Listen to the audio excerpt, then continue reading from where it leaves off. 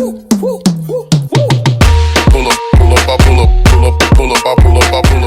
what's up? It's your girl Kadija, aka the Musing Nomad, and I'm back again. And we're gonna start a new series. I'm gonna call this Plant Diaries. So this is gonna be episode 1 of my Plant Diaries. For those of you that actually subscribe to my plant collection video, thank you. I was actually surprised. I just wanted to share my plants collection because I love them and they bring me joy, etc. But I have some setbacks that I want to share with you guys, and I have a product that I want to share with you guys as well. So when I had my thrip attack, like I said in my first video, I did the neem wash because I was trying to do all natural. I didn't want to go through the harsh chemicals. Neem wash did not work. I used Dr. Bronner's peppermint soap with neem oil, and you know, washed everything. They kept coming back. It didn't work personally. So I had to go, I watched a lot of videos on YouTube, and there's a product that I want to try, but it's really expensive. It's one of those, you know, those like cylinder shaped things that you put in, like they come in as fertilizers. Like I have some that I put in my plants, but they also have one that's by a company I saw on, it's a German company I think, that I saw on Amazon, but I think it was like 20 euros for like a pack of 20 of those sticks, and I'm just like, that's really expensive. But that one works as both it's a fertilizer and an insecticide, so the plant is going to have it in its system, so when bugs attack it, it'll be protected. But I bought this insecticide, so you guys can screenshot it, from Leclerc. First I went to Castorama, and then I went to Leclerc. And Castorama, they had like insecticides, but it was like liquid, like as in water, and it was only filled like half of the way, and they're expensive. They're like 18 euros. And I'm like, I'm paying half a bottle of liquid? No. And then I looked on a lot of YouTube videos and stuff, and this one girl, a French girl actually, she made a video about how like she tried as well doing the natural washes and stuff, because she never wanted to go like chemical. And she said she's not going to show the product on YouTube because she doesn't support it, but she said if you want to know what the product is, message me on Instagram and I'll share it with you. So she shared what it was. I found it, and I will say it does work. It kills the larvae, the eggs, and the adults. And you're only supposed to use it like maybe 2 or 3 times a year. I've used it more than that because I had a repeat. And when I have a repeat, if it's on one plant, I will clean all the plants because I'm like, nah. So far my plants seem okay. But yeah, this is a product. It was under 20 euros. I don't remember, but this is oil based. So this one is definitely gonna last a really long time. It says product date March 2020. What the hell? 2020. I mean, assuming it says production date, so I'm assuming it's not expired. But I mean, I bought this at Leclerc, so it wasn't in 2020. It was in the recent months. But anyway, so this is oil based, and it dilutes in water. You have a little bit put water. So when I do it, like I put this, and this one as well doesn't have an odor. There's another one that I tried that has a very toxic odor. It's I should have brought it with me. It's in the kitchen, but it's fine. Like I found that this works better personally. That other one has this nasty toxic odor where I felt like I was like killing myself, like, because it recommends to do it at nighttime, and I did it at nighttime and my whole house smelled of it. Like it made me feel sick. Whereas this one has no odor, honestly, that I can really scent. And I tend to do it at nighttime, so I mix this with water and neem oil and also the Dr. Bronner's, and I wash the plants, and then I spray it on there after I wash it so it sticks on. But this has worked well for me. If you guys are interested in that, as far as like American versions of it, I don't know. So yeah, but I wanted to give you guys, oh yeah, I don't think I mentioned, don't forget to like, comment, subscribe. It really does help your girl out. Thank you again for watching. So I wanted to share with you some setbacks and also some new plants that I got. So the newest plant to this collection, I think this is called what is it called? A papyrus palm, a fake palm, or it's called something. I don't remember it. The name is on the, let me see if I can pull it out.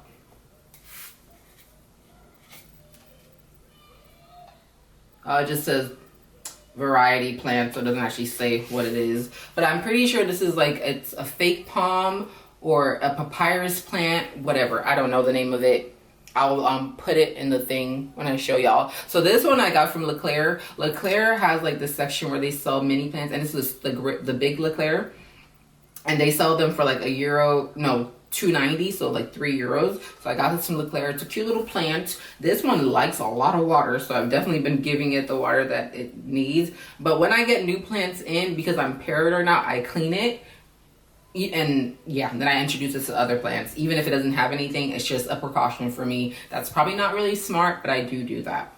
So here she is again. I just also wanted to show you guys, this has been growing. So my Calathea Triostar has been growing, and I also remember this was the plant that I brought with me from the US. This took months. Yo, since January I came back from the US. We are now June, basically July. This is finally growing. And let me show you in the other cutting that I have of it. So it came out, remember I told you how my this plant here, the Diffenbachia, had like that egg-like sac thing that just popped out. So this plant actually did the same thing. I actually fertilized it myself. Like I rubbed on the thing and then I, connected to the thing at the bottom. And since then it's just closed up, and it has like this weird stickiness on it. Like it's, I guess, to attract like the bugs and stuff. So this leaf here I've not cut off because I need it so I can get as much light absorption so it can feed the rest. But here is the leaf that came last time, and this leaf looks like it's gonna be pretty big. I don't know what this is gonna become, but I'm very happy with it. So it's in leca right now, which I actually just transferred in leca a few days ago. And once the other one grows a little bit more, then I'll like put them all together. And also my rubber tree taniki, the last time I showed you guys, it only had these leaves and it took months. This has been 4 or 5 months. Finally this has unfurled. Then this is a new leaf that's unfurled, and then we have another one here that's growing. So very happy with this, very happy about this one, and just really excited. Something that I forgot to show you guys last time, y'all, if you know what this is, please let me know, because I have no idea. So this was a cacti that I adopted, and this is literally how it grows. I don't know what it is. I don't feel like it's changed ever since I've had it. It's very spiky. I actually just stabbed myself earlier before I grabbed it and it hurt. But yeah, this, if you know what this is, it's like some weird cacti that has this cottony thing. It almost seems fake, but it's not. I have no, let me show you the bottom. I don't know if you can see down there. It has like this kind of weird acorn thing. I have no idea what this is. If you know, please let me know. Also, she's doing a lot better. She's growing. I cut up all those leaves because they were not doing so well. And while it's growing in new leaves, there's one here that's about to unfurl, as you can see. So yeah, she's doing really, really well. This one, the snake plant, this one, and then the green one that I have, I've made cuttings and that I'm gonna give to my friend, which I mentioned in the last video. However, they haven't, I try to propagate it in water. It literally, it doesn't propagate in water, I don't think works very well, so they did not survive. So I've made some more cuttings that I'm actually, hold on, let me get it. So I made some more cuttings, as you can see here.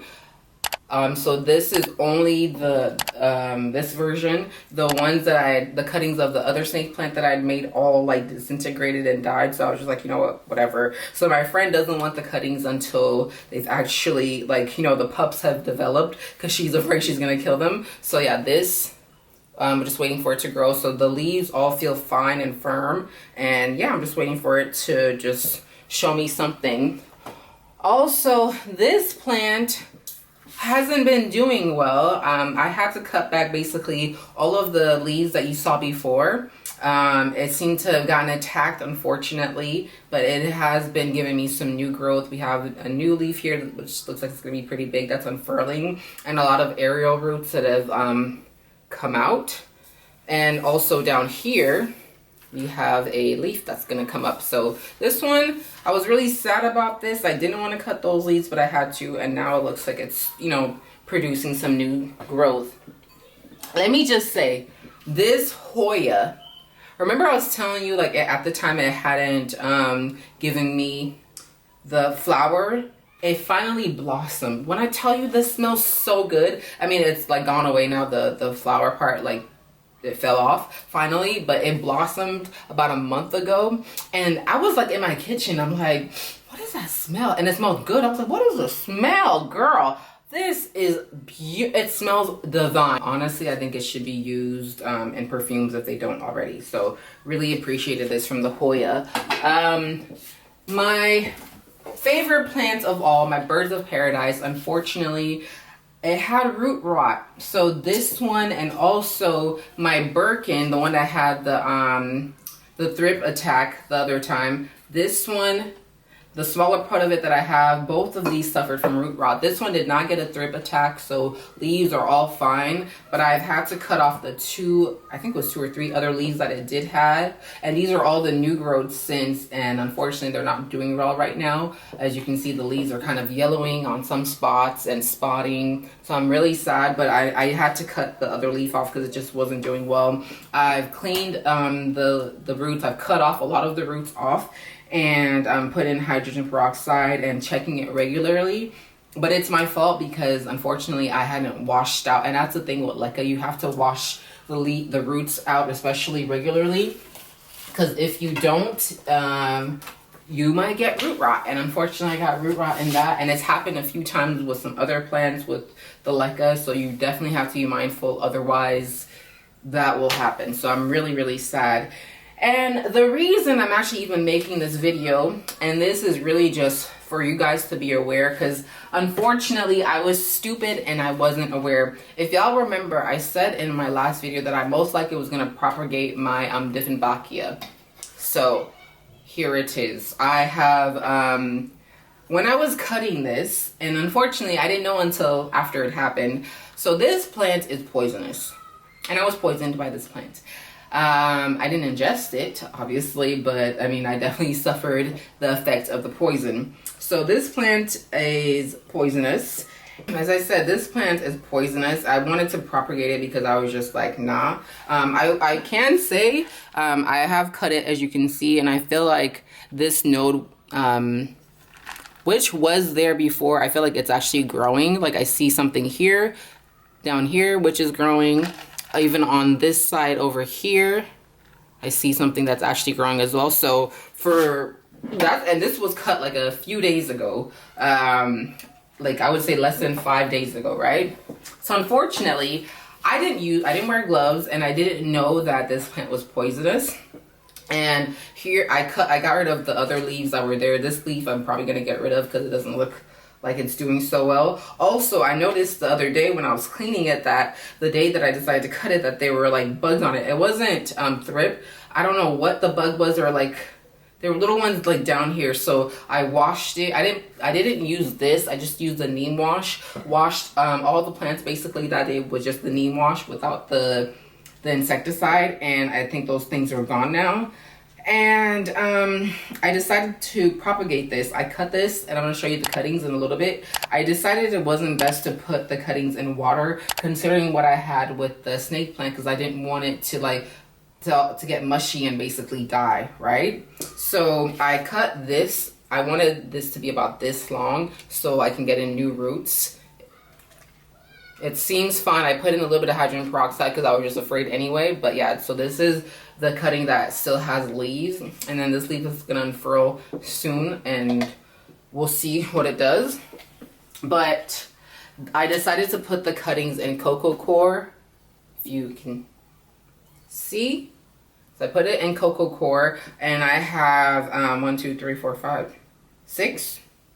So I have 6 cuttings from the stems, and obviously you guys know that when you cut the stems, you have to cut into each of the nodes. So the cuttings are about, let's say, this size, we could say, from here to here.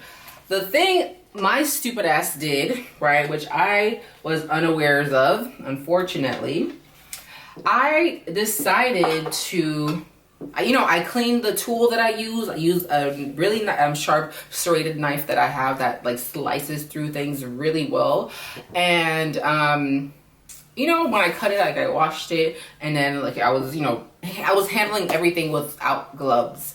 And when I tell you, like after I'd finished everything, I was like, why does my hand feel like this? It felt like itchy, but like beyond itchy, like it was stinging, right? Both my hands. Luckily, I hadn't touched my eyes. Thank God for that. Thank universe for that. I hadn't touched my eyes, but it was really bothering me. I'm like, what the fuck is going on? So I just went to the bathroom. I kept washing my hands. I put on some Vaseline, and the feeling kind of was going away, but it was still there, right? So I looked it up online, and I found it. Lo and behold, that Diffenbachia is poisonous, and stupidly, my ass decided to propagate it without, any precautions. So this is just to let you guys know, if ever you do decide to propagate any of your plants, make sure you research, or even if you don't research, at least just wear gloves. Just so you don't get any adverse effect, or make sure you don't have any juice fly in your eye. But if you're just dealing, for example, with the leaf, you won't get any issue with the Diffenbachia. However, if the juice of the plant touches your skin, you will have a reaction. So be mindful of that, be aware of that. So I just wanted to share my experience, because unfortunately I didn't know, and that was my ignorance. So that's just a lesson I had to learn. But I'm hoping that the next time I come around, that this will be doing well, because honestly, for me, this is probably like my favorite plant, the bird of paradise. And I really want for it to do well. I don't want it to like go through the issues that it's been going through, because like it pains me. And also my Addissonia is doing pretty well, except I have this leaf right here that's turning yellow. Don't know why, but all the rest of them are fine. And as they're growing, they're getting bigger and bigger. So I think I might put what do you call a tutor? That's what it's called in French. Like a little, like this little stick here, just so I can have support, so that way as it's growing, it's gonna keep getting bigger, because yeah, we'll see. But yeah, so that's basically it with regards to my plants. I just want to give you guys a little update about what's going on, because she tried to hurt me.